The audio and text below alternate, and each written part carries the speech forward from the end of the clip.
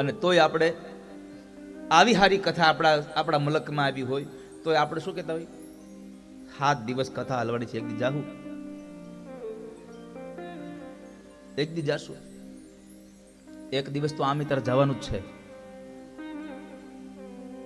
બધું મૂકીને વયો જવાનો છે. માણસ લગ્નમાં જવા માટે રજા લઈ લે છે, માણસ પાર્ટીમાં જવા માટે રજા લઈ લે છે, માણસ પોતાના પત્ની એમ કે ના હો આ વખતે તમને લઈ જ જાવ, તો મૂવી જોવા હાટું રજા લઈ લે છે, પણ કથા સાંભળવા હાટું રજા નથી લેતો.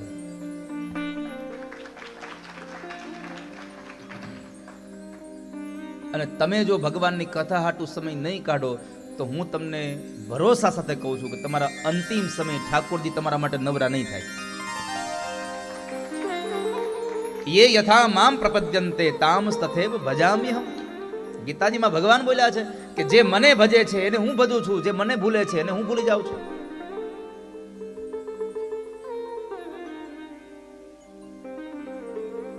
પત્રિકા દેવા જઈએ ને કહીએ ને કે તમે આખું ઘર હાથે હાથ દે આવજો, એટલે શું કે ખબર, અરે આવું તો છે પણ હવે આ કામમાંથી થોડીક કંઈક નોકરીમાંથી રજા બજા મળે.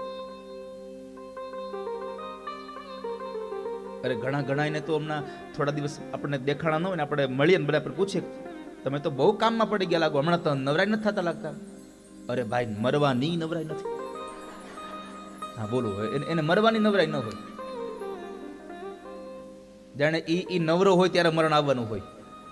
યાદ રાખજો, ખાસ યાદ રાખજો એક વાતને, તમે ગમે એટલા બીજી હશો પણ ઈ આવશે ત્યારે તમે નવરા થઈ જવાના છો.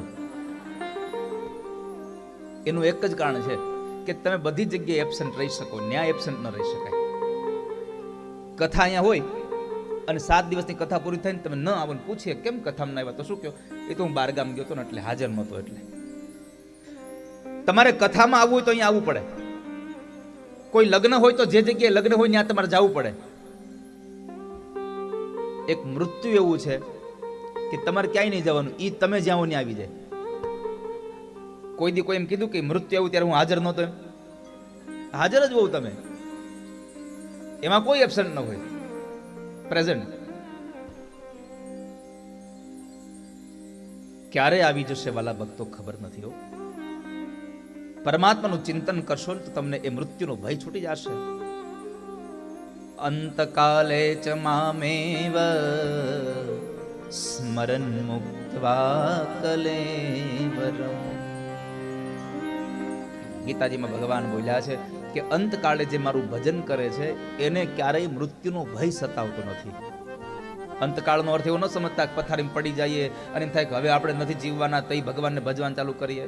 જે શ્વાસ અંદર જાય છે એમાં પણ પરમાત્માને ભજો, જે શ્વાસ બહાર કાઢો છો એમાં પણ ભગવાનને ભજો. કેમ તો અંદર ગયેલો શ્વાસ તમે બહાર કાઢી શકશો કે નહીં એની તમને ખબર નથી, અને નવો શ્વાસ અંદર લઈ જશો કે નહીં એની તમને ખબર નથી.